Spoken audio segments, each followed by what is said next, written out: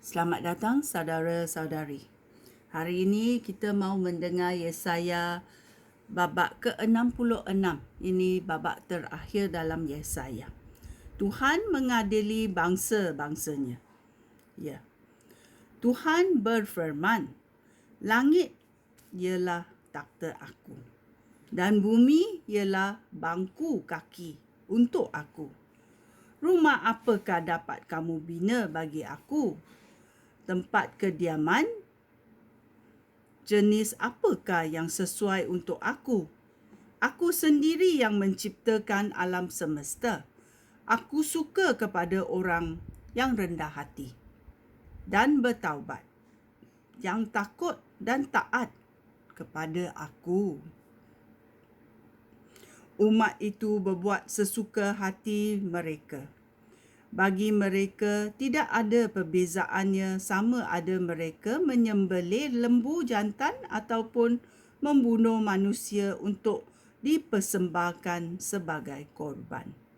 Sama ada mereka mempersembahkan anak domba atau mematahkan leher anjing. Sama ada mereka mempersembahkan bijiran ataupun darah babi. Sama ada mereka membakar kemayan ataupun berdoa kepada berhala. Mereka suka cara penyembahan yang menjijikkan. Oleh itu, aku akan menimpakan bencana kepada mereka, iaitu bencana yang diketakuti oleh mereka.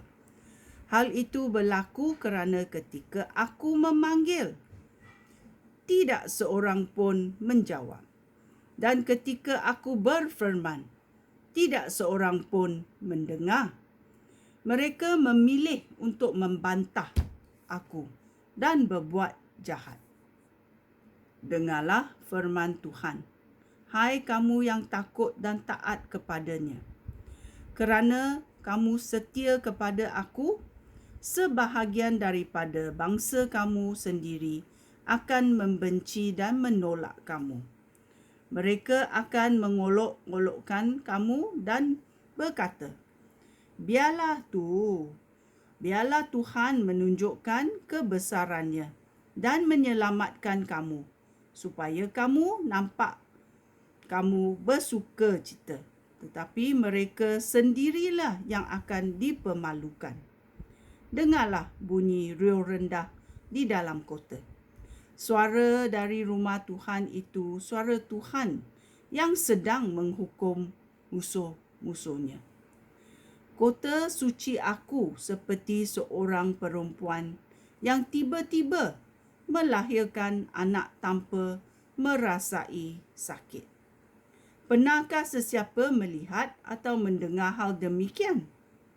Pernahkah sesuatu bangsa dilahirkan dalam sehari? Sion tidak akan menderita lama lagi.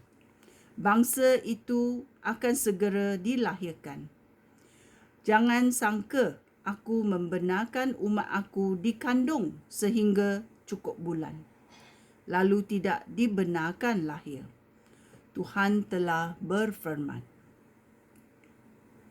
Bersukacitalah bersama-sama Yerusalem, hai kamu yang mengasihi kota itu. Bersukacitalah bersama-sama Yerusalem sekarang, kerana semua yang menangisinya dahulu. Kamu akan menikmati kemakmuran seperti bayi menikmati susu ibunya. Tuhan berfirman, aku akan memberi kamu kemakmuran yang berterusan. Kekayaan negeri-negeri lain akan mengalir ke negeri kamu, seperti sungai yang tidak pernah kering. Kamu akan menjadi seperti anak yang disusui oleh ibunya, yang didukung dan dikasihi. Aku akan menghiburkan kamu di Yerusalem, seperti ibu menghiburkan anaknya. Apabila kamu melihat kejadian itu, kamu akan bersukacita. Kamu akan berkembang subur seperti rumput. Barulah kamu tahu bahawa aku, Tuhan, menolong orang yang taat kepada aku, dan aku menunjukkan kemukaan terhadap musuh aku. Tuhan akan datang dengan api. Dia akan datang dengan mengenderai angin ribut untuk menghukum orang yang dimurkainya dengan api dan pedang. Dia akan menghukum semua orang di dunia yang didapatinya bersalah. Banyak orang akan dihukum mati. Tuhan berfirman, kesudahan orang yang menyucikan diri untuk menyembah berhala sudah dekat, iaitu mereka yang berarak ke taman-taman keramat dan yang makan daging babi, daging tikus serta pelbagai makanan yang najis. Aku mengetahui fikiran dan perbuatan mereka. Aku datang untuk mengumpulkan semua bangsa. Apabila mereka berkumpul, mereka akan melihat kuasa aku dan sedar bahawa akulah yang menghukum mereka. Tetapi aku akan menyelamatkan sebahagian daripada mereka dan mengirim mereka kepada bangsa-bangsa di negeri-negeri jauh yang belum pernah mendengar tentang kemasyhuran aku ataupun melihat kebesaran aku dan kuasa aku. Aku akan mengirim mereka ke Spanyol, Libya dan Lydia dengan para pemanahnya yang cekap, dan juga ke Tubal dan Yunani. Mereka akan mengisytiharkan kebesaran aku antara bangsa-bangsa itu. Mereka akan membawa semua orang sesama bangsa kamu pulang dari negeri-negeri itu sebagai persembahan kepada aku.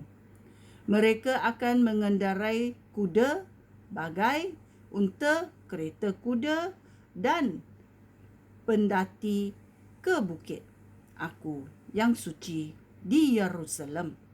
Seperti orang Israel membawa bijirin di dalam bekas yang bersih ke rumah Tuhan untuk bersyukur kepada aku.